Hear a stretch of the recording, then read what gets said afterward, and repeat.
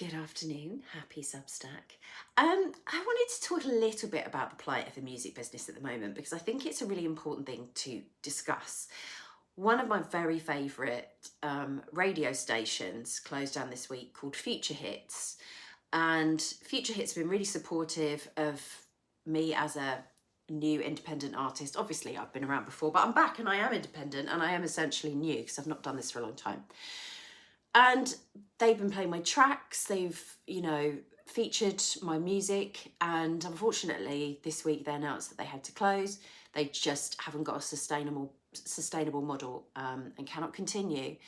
At the same time, one of my favourite venues that I've played at many times, and it's called the Book Club, and they're also having to close down.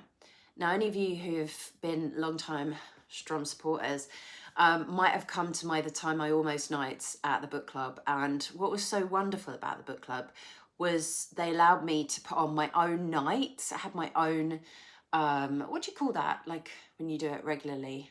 I can't think of the word for it now. Anyways, I had my own night there and residency. And they let me do that and they didn't charge me for the venue, and I got paid from the ticket sales, and I was able to sustain, a bit of a living from doing that, amongst other things.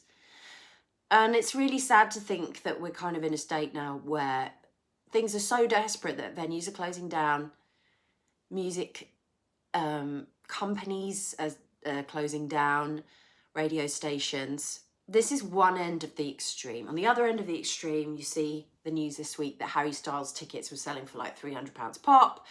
It's an outrage. It's not fair. How can people now access music? It feels like it's a middle class thing to be able to go and afford to go to a concert. So there's this really huge discrepancy.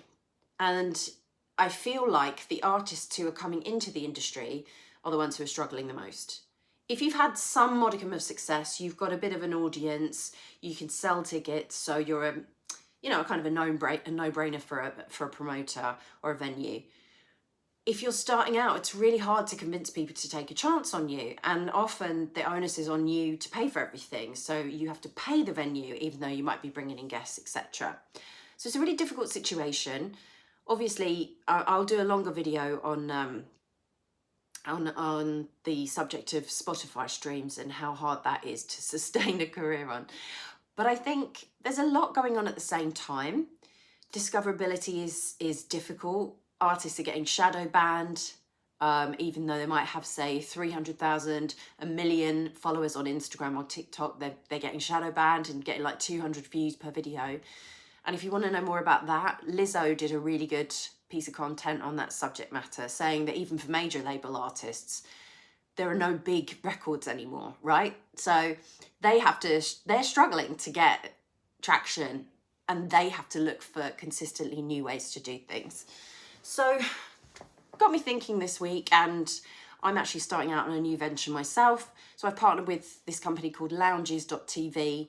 It's Simon Cowell, part owns the company. They contacted me on Instagram and said, would you be interested in making some content via our platform?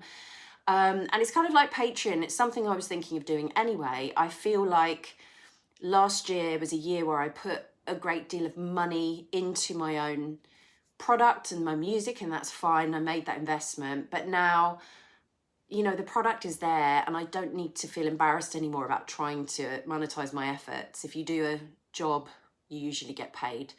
So I'm kind of looking at things differently and thinking, how can I get my music out there in different ways and not be at the mercy of an algorithm to be able to generate income from Spotify? It's just not going to be sustainable. So with that said, I'll be streaming on lounges.tv. It's a subscription model.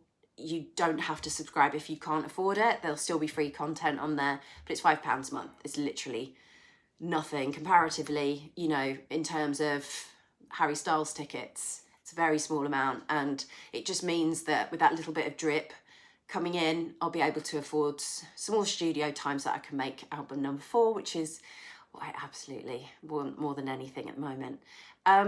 So I'm just trying new models. I've never really monetized what I do. I've always just given music away for free and done streams for free and etc.